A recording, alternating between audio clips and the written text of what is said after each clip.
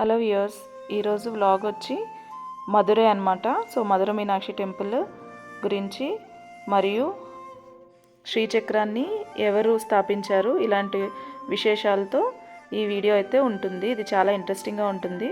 తప్పకుండా లాస్ట్ వరకు అయితే చూడండి. మేము 4:30కి బెంగళూరు నుంచి స్టార్ట్ అయ్యి సేలంలో బ్రేక్ఫాస్ట్ చేసి మళ్ళీ మా జర్నీని స్టార్ట్ చేసాం. హైవే చాలా బాగుంది. సో జర్నీ పూర్తిగా అయిపోయిందనమాట. ఇక్కడ కరూర్లో ఇది కావేరీ నది. మేము 12:30కి మధురైకి అయితే ఎంటర్ అయిపోయాము. ఇదైతే వైగై నది. ఇక్కడ నుంచి డైరెక్ట్గా మేమైతే టెంపుల్కి వెళ్ళిపోయాము. మేము వెళ్ళిన రోజు లాంగ్ వీకెండ్ అనమాట. సో అందుకు ఇక్కడ రష్ అయితే చాలా ఉన్నింది. ఇక్కడ టెంపుల్ వాళ్ళదే కార్ పార్కింగ్ ఉందన్నమాట. సో మేము ఇక్కడ కార్ పార్క్ చేసేసి అక్కడ నుంచి మేము టెంపుల్కి అయితే వెళ్ళిపోయాము. అది వాకబుల్ డిస్టెన్స్లోనే ఉన్నిందనమాట.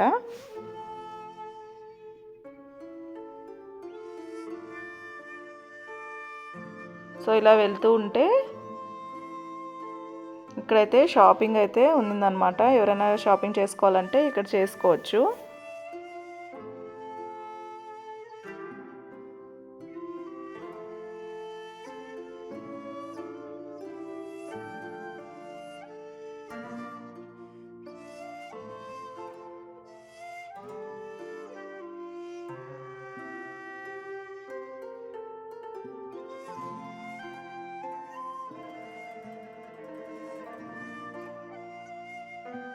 ఈ గుడి చరిత్రకి వస్తే ఇది వచ్చేసి 2500 సంవత్సరాల నాటి పురాతనమైన క్షేత్రం అన్నమాట. పాండ్య రాజులు వీటినైతే నిర్మించారు. కులశేఖర పాండ్య దీన్నైతే అభివృద్ధి చేశాడనమాట. ఈ ఆలయం వచ్చేసి 12 గోపురాలు ఉంటాయి. సో ఇది సుమారు 45 ఎకరాల్లో ఈ గుడి అయితే నిర్మించారు. ఒకప్పుడు మలయధ్వజుడు అనే రాజు యజ్ఞం చేస్తే సాక్షాత్తు ఆ పార్వతీదేవి ఈయనకి మీనాక్షి రూపంలో జన్మించిందంట. ఆమె సాక్షాత్తు శివుడు సుందరేశ్వరుని రూపంలో వచ్చి మీనాక్షిని వివాహం చేసుకున్నారు. సో ఇక్కడ మీనాక్షి మరియు సుందరేశ్వర స్వామి ఆలయాలు అయితే ఉంటాయన్నమాట. ఈ ఆలయం వచ్చేసి అష్టాదశ శక్తిపీఠాల్లో ఒకటన్నమాట.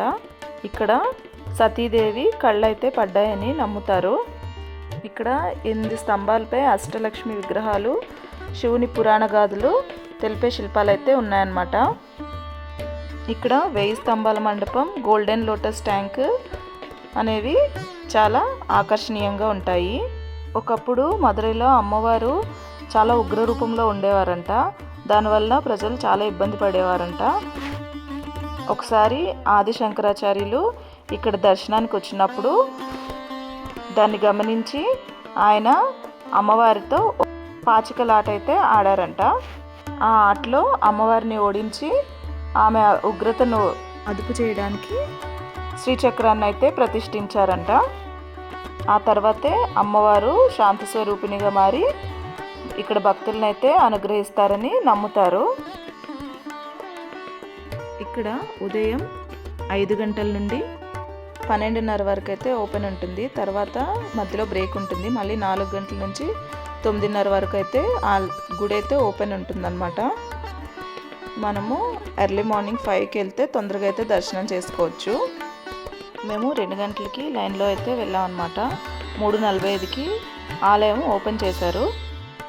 4:30 కల్లా బయటకు వచ్చేసామన్నమాట దర్శనం చేసుకొని. ముందుగా వెళ్ళి లైన్లో నిలబడడం వలన తొందరగా అయితే దర్శనం అయిపోయింది. గుడి లోపలికైతే ఫోన్స్ అలౌ లేదనమాట. సో మనం ఇక్కడే డిపాజిట్ చేసేసి గుడిలోకి అయితే వెళ్ళాలి. మాకు దర్శనం అయితే చాలా బాగా జరిగిందనమాట. మధురైలో ఫుడ్ కూడా చాలా ఫేమస్. సో ఇక్కడ జిగర్తాండా అనేది చాలా ఫేమస్ అనమాట. మేము dry fruit Jigarthanda, normal Jigarthanda అయితే ట్రై చేసాము. చాలా బాగుంది. తర్వాత అక్కడ నుంచి మేమైతే షాపింగ్కి వెళ్ళిపోయాం అనమాట.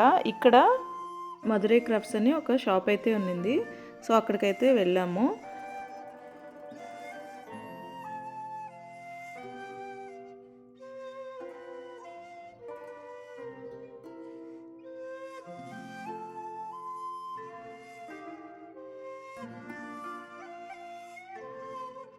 ఇక్కడ యునీక్ దీపస్తంభాలు, తర్వాత ఇంటికి డెకరేటివ్ ఐటమ్స్, మళ్ళీ కిచెన్లోకి కావాల్సినవి అన్నీ కూడా చాలా వెరైటీస్ అయితే ఉన్నాయన్నమాట.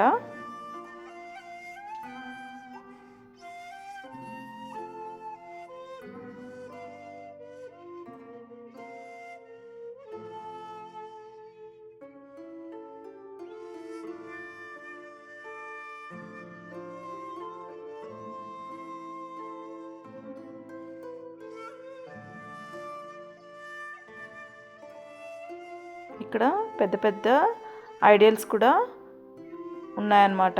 చాలా బాగుంది ఇది షాపింగ్.